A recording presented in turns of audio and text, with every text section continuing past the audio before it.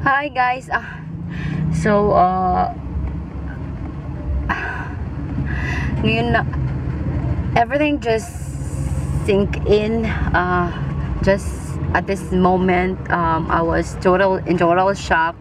My van got hit. Yeah, it was the fender side. Let me show you.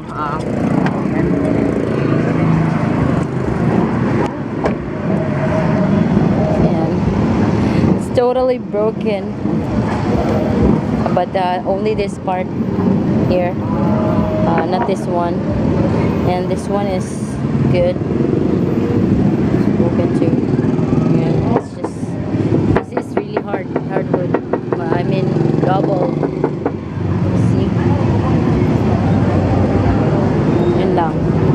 So I have to get back here because of the background noise. So what happened is it was raining, and then nung sa my intersection, in the intersection there was a like a post, was that a light post, the ano yun, parang log siya. There was a light post, and then there were plants beside it. So there was really a block for me to before I would cross the intersection. But I did check, I didn't see anything, and then boom, ayan, I was in total shock because there was two they look like kids, but they're already adults, because they have this super let me fix the camera here. They have this they look like kids, but they're already adults. They were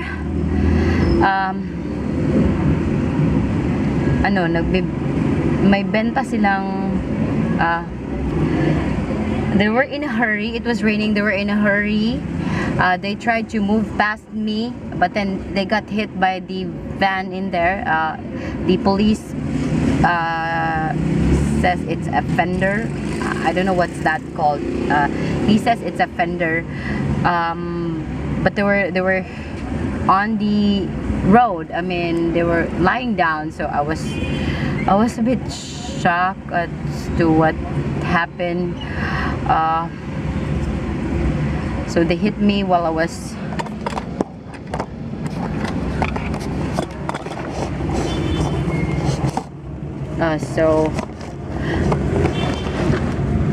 so while I was crossing the intersection, they just hit me like that. They were so fast because it was raining. They wanted to go to somewhere where they can have play. I don't know why they were in a hurry, but they were bringing their goodies. They were selling viand. Okay, they were selling viand, and all the viand were splattered on the on the road, and they were not badly hurt, thank God.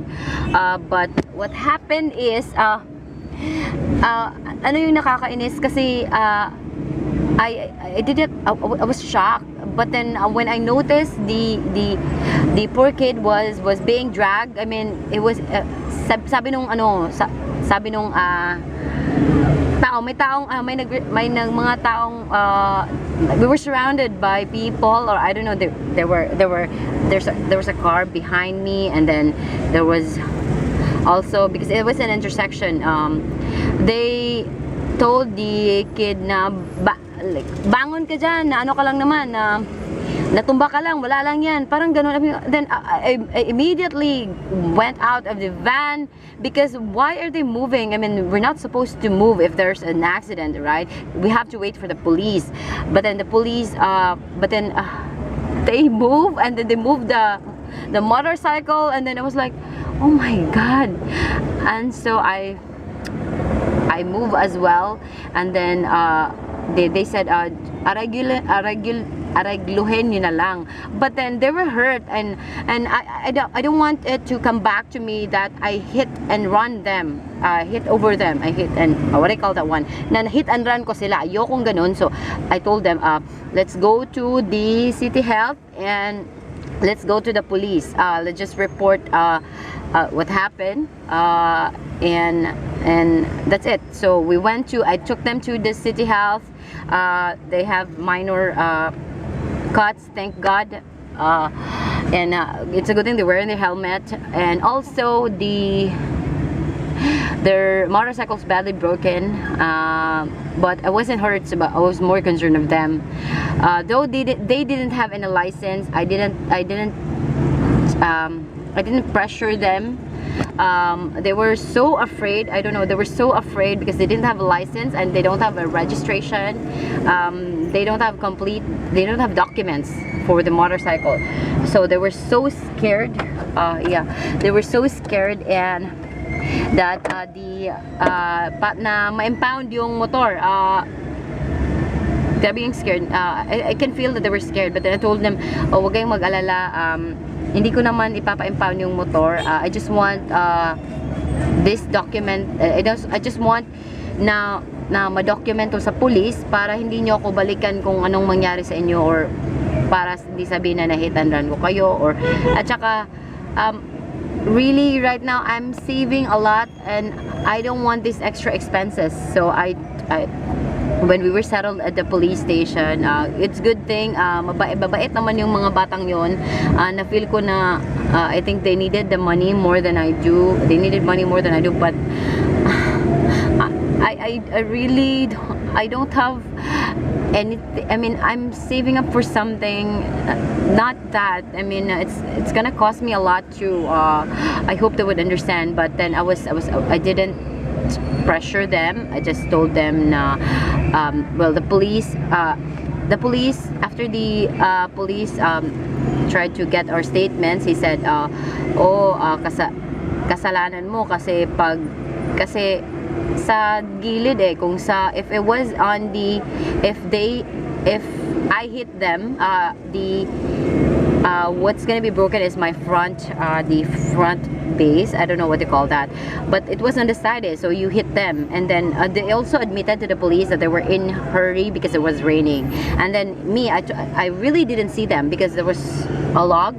But I'm always careful in that area because I pass by that area every day, and there's always accident in that area. It's so accident prone because of that log. I hope, by the way, I'm calling out the owner, or I don't know who owns that there was a tree. I mean, it's a growing tree beside the light post. I mean, they should take that out. I mean, nakakaabal, hindi talaga makikita, nagbablind ka talaga dun sa intersection.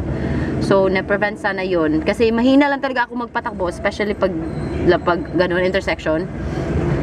At saka ang hina ko dito sa sa city.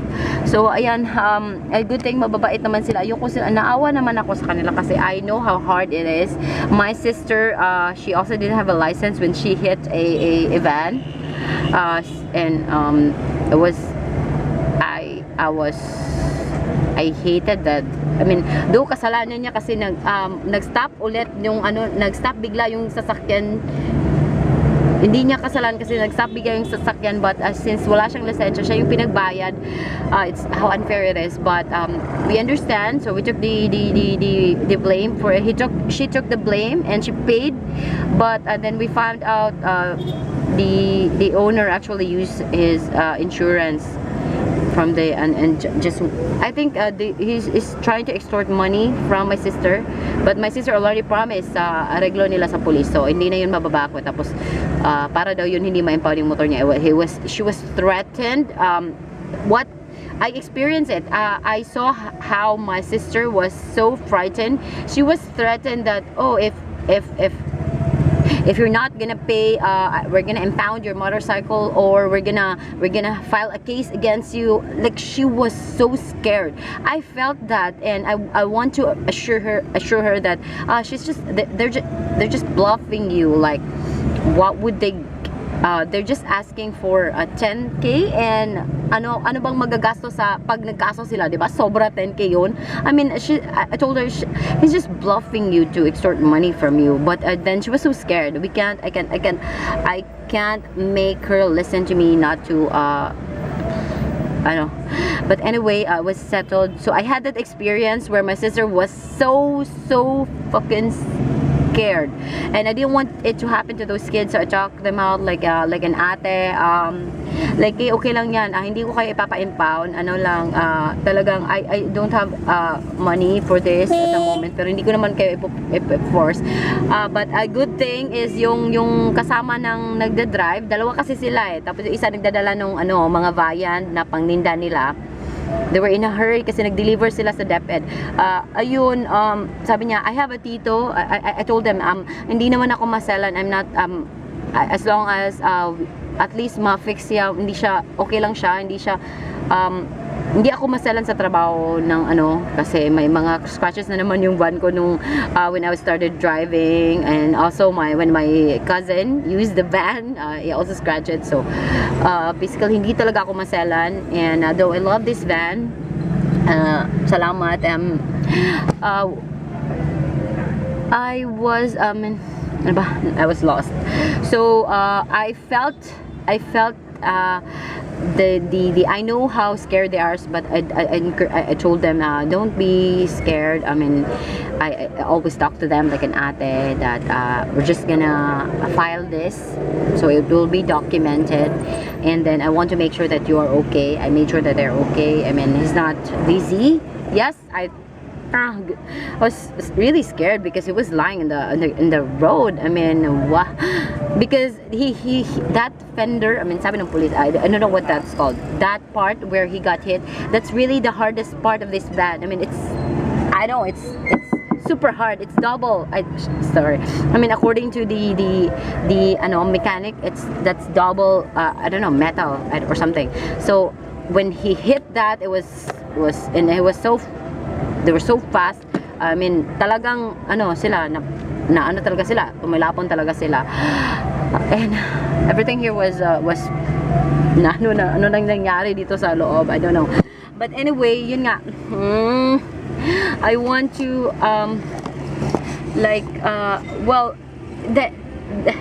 but I wasn't able to bring a camera, and ngayon lang dito na sa office, I'm here na, and so ayun, ipapa-fix daw nung tito nila na it's a good thing the tito of yung nasa background is a mechanic. So he said, iwan mo lang yung dito, yung sasakyan, sila nang sisingilin ko, ganon lang, wag kang mag-alala. So they're gonna have it fixed by Monday. But then oh my god, I want to vlog this, okay? I mean, this isn't about me asking something, or this isn't to worry you. I know, Marcus, you would always comment that, like, if I'm okay, I'm okay. Okay. I'm okay. I don't want to. There could be a lot of people there who actually needs more help. But then I want to share this because that bad experience from my sister, how I experienced that, it was so bad. But I don't want to do it on another person. I mean, guys, kung pwede naman, I mean, I know may law. I mean, I know there's a law, pero God is above all us, diba? I mean, if pwede na matiwasan naman, paano kung pressure ko sila, tapos ako yung nila, balikan nila, like, hindi ko alam, natutulog ako dyan, patayin nila ako, para ganun, pinagalit ko sila. Diba, yung mga ganun, I mean, I'm sharing this to you kasi kung paano naging matiwasay yung lahat. It ended in a peaceful way, and thank God everything is, I mean, they were okay, and I will continue to pray for them. I mean, so I'm sharing that experience na maging sana ganun din yung, like, kung hindi naman masyadong na-agrabyado ka or nasira yung mo, or wala namang na hindi ka naman nasugal or ano ba. I mean, let's think of other person, I mean, let's think of each other as a person na we are all humans here. Okay? I mean, yung heart natin, no? So dapat yun lang. I want to share that experience na I feel that it was a bad experience. I felt sorry for this van. I love this van. Actually, I called this van Karencita before when I got it, because the Karencita in Cebu was so popular, and then I want to call her Karencita. She's like a lady, a badass lady. Yeah. When I first bought this, I called her Karencita. Even now, that's what we call our kids. But I wasn't able to share that on video. So I want to share that experience na if ganun lang, sana yung ganun yung lahat. Hindi kagaya nung ginawa. I mean, hindi kagaya nung naano ng sister ko. It was so bad. Grabe. I felt her fear. So, ngayon, I'm confident that they were okay. We talk a lot kasi tagal kami naghintay sa police station. So, parang na-chicken lang kami anong mga nangyayari. Kasi nabangga na din daw sila noon. Nabangga sila. Hindi na ako nakabangga ngayon, ha. Hindi ako nagama. Sabi ng police, hindi ako nagama. Oh my God, hindi ako nakabangga. They were nabangga na daw sila noon, so they kind of have the experience, but nasettle nila yun sa police. So ayun, I mean nasettle nila yun na sila lang, but this time I want to bring it to the police kasi ayokong sabihin na hit and run ko sila, diba? Hindi ko mo kasi alam kasi kung kausap ko, it also happened to a friend. Sila okay yung kausap ko, tapos may magsulsul sa kanila, ganun. Oh my God, ayoko nang ganun, diba? Yung like sakit sa ulo yun. At saka it's so frustrating na may mga ganong tao na nanglalamang. So but again, this is just an update. This isn't to alert you guys. I'm just sharing the experience. Okay, by the way, I'm adding photos to this, and also thank you to my friend Godfrey. His father is a police guy. It really helped because I was shocked. Ano ba yun? Like kita ko naman wala sila, tapos bigla sila lumabas, parang ganun. Oh my God, parang nung na ako, natabunan pala sila dun sa poste na may mga kahoy pa. So sana ikat na yun. So but thank you Godfrey for being there. How you were advising me that okay lang yun kasi sabihin mo na kung ano daw nangyari. So thank you for being there Godfrey. Thank you so much, and thank you guys. So those two, Aljon, sana okay lang kayo ga pag tinarong mo ga inainay naga discuss ay Ginoo ko ga, and sana matulungan ko kayo soon. I don't know, alam ko magagastos kayo, pero pag makaluwag-luwag kayo, ako sana matulungan ko din kayo sa lisensya nyo para ma-renew nyo yung lisensya nyo. Right now talaga gipitin ako. I'm saving up for something. Yeah, so it's for my kids. I'm saving up for my kids na. So I don't know, gusto ko, awa ko sa kanila, nagagastos sila, pero ano ba, hindi ko naman kasalanan to, or I don't know, hindi, Ginoo ko, basta ga, pagtarong ng jud mo ga, nang hinihinay lang jud ba, kung mag-ulan, ayun na lang gud og biyahe, or hinay, pasilong na lang, basta ga, masun, o nang maloy ang Ginoo, okay ra mo, or okay ra mo, wala ra mo na kuan samad maayo ra pod, no? Maybe I can give them ointment, no? I don't know talaga. Anyway, that's it. Thank you guys, thank you for being there, for listening. I know you have been there throughout supporting me. Thank you. Love you. Bye.